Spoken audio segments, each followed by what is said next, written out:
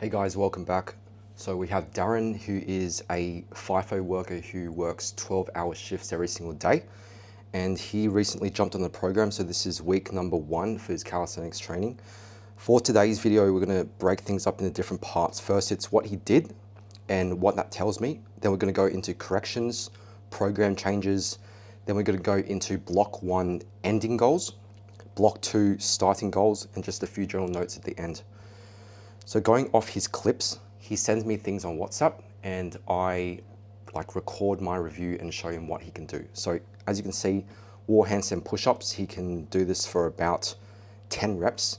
Of course, not full range of motion, but what I'm really looking for is just his hand placement, his pelvis positioning when it comes to his body, and the fact that he's not using toe assistance.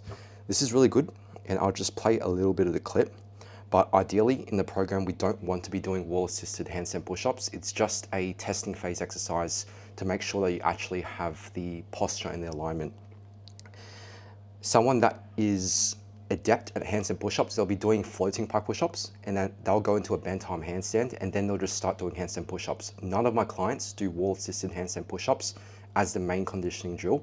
It's always floating pike push-ups or bent arm press to handstand and then handstand push-ups. So that's that. Second one is the banded planche. So I use this exercise as a tool to see whether or not you can do a banded straddle press. We don't do any banded holds as a primary focus. We always try to just do a banded planche and see if you can press it. If you can, it means you're using full dynamic range and you'll be able to knock off your isometric goals as well as your combo goals laid down in the different blocks. And just to reiterate, last video I mentioned this, but block 1 is all about conditioning, basics, and just making sure your form is right, okay? So using a medium band is able to hold the straddle planche for a long time, about that 5 to 6 second range, going through advanced tuck, then to straddle.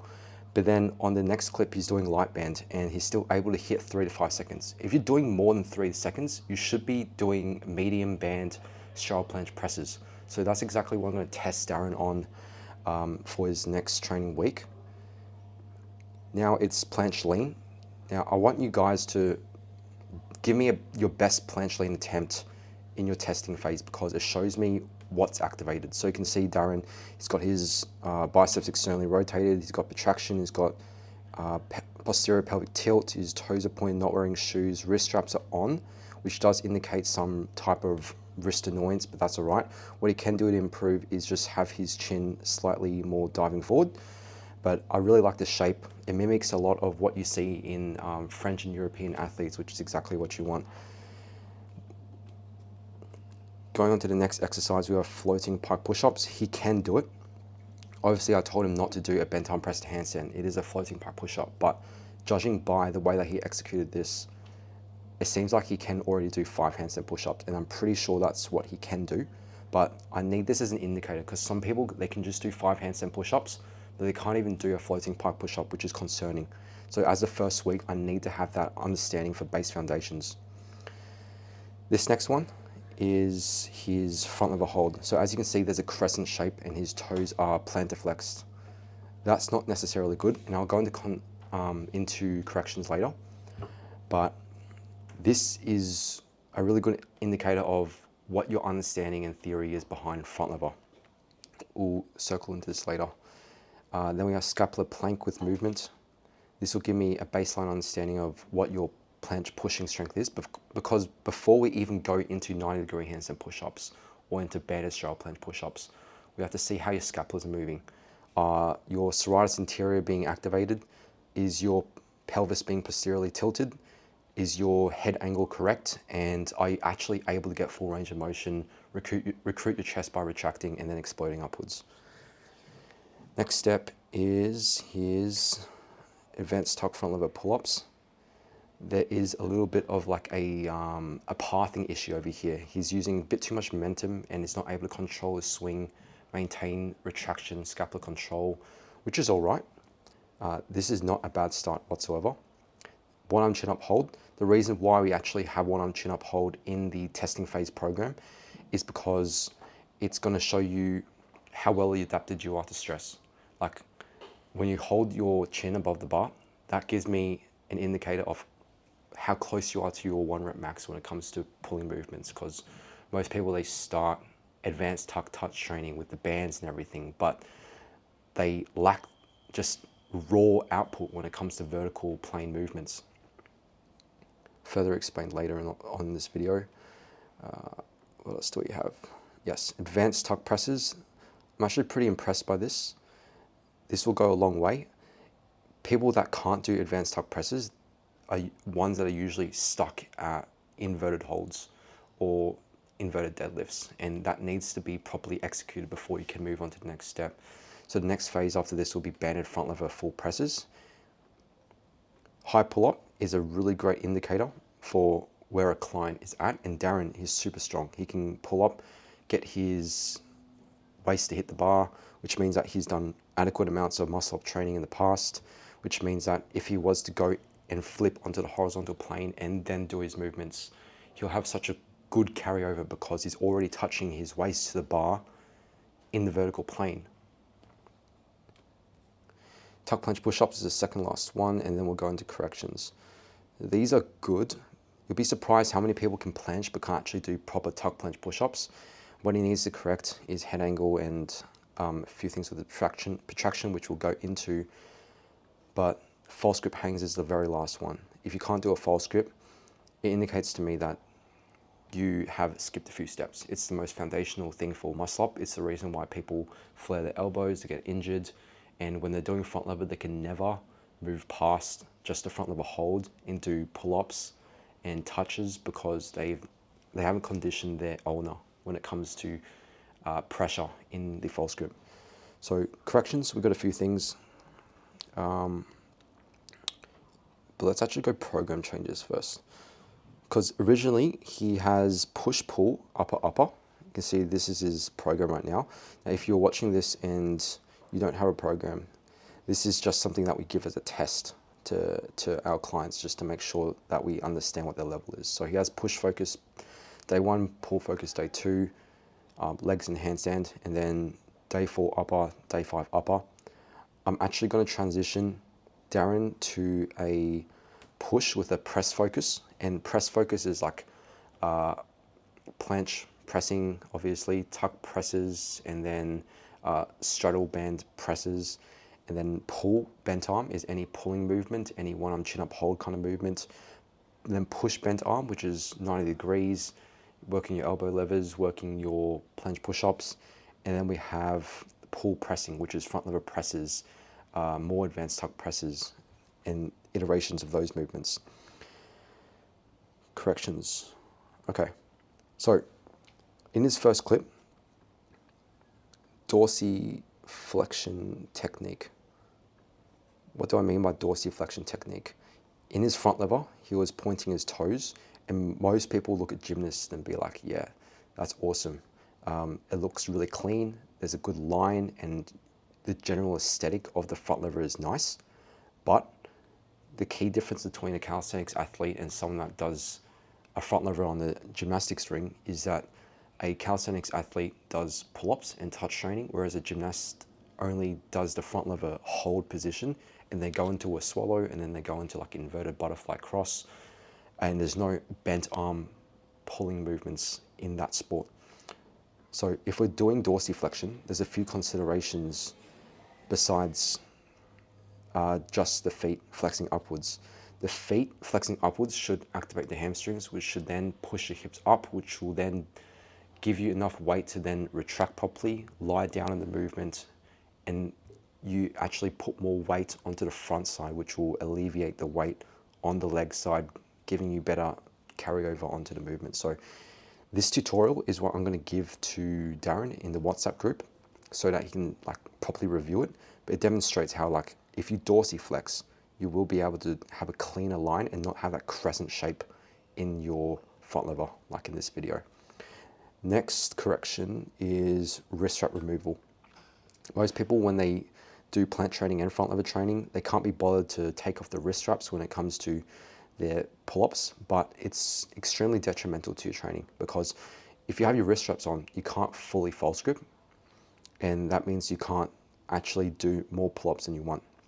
Very quick fix, get rid of your wrist straps.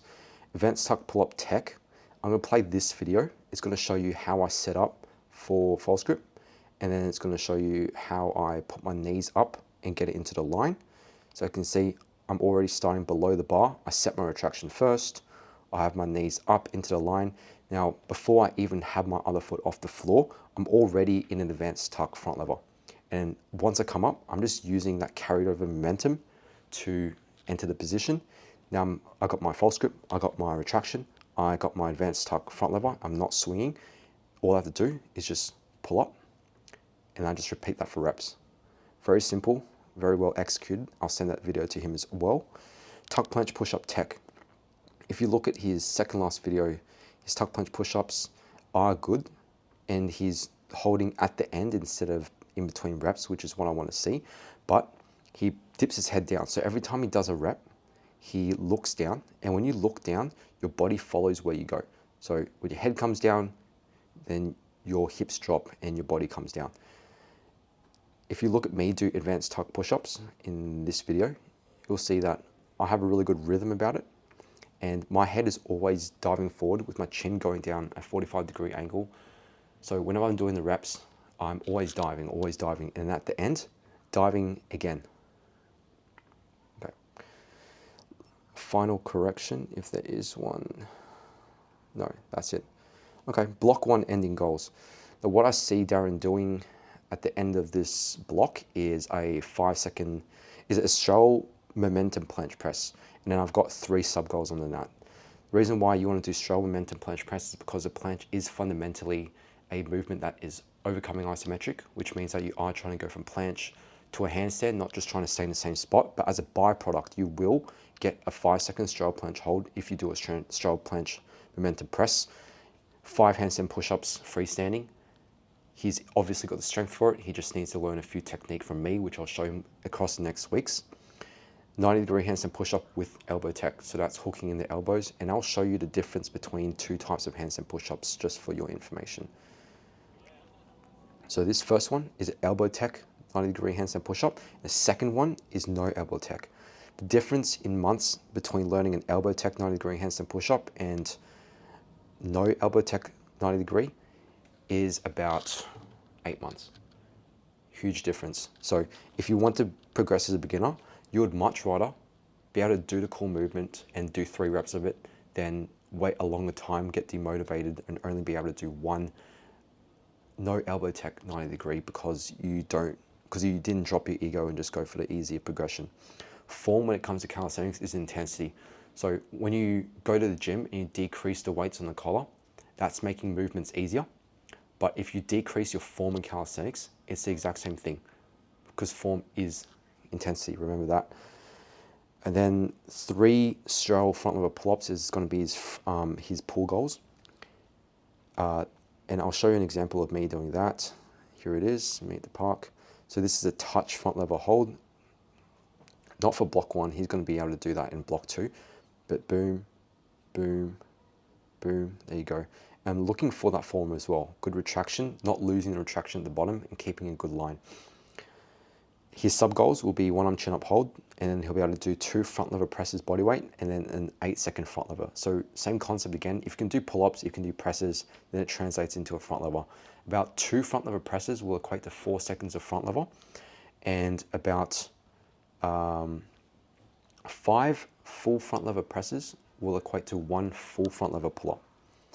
And then 1 front lever pull-up will equate to about 3 to 4 straddle front lever pull-ups. So we're not pushing too hard for this first block, we still are holding back. So I'm just going to give him the goal of 3 straddle front lever pull-ups.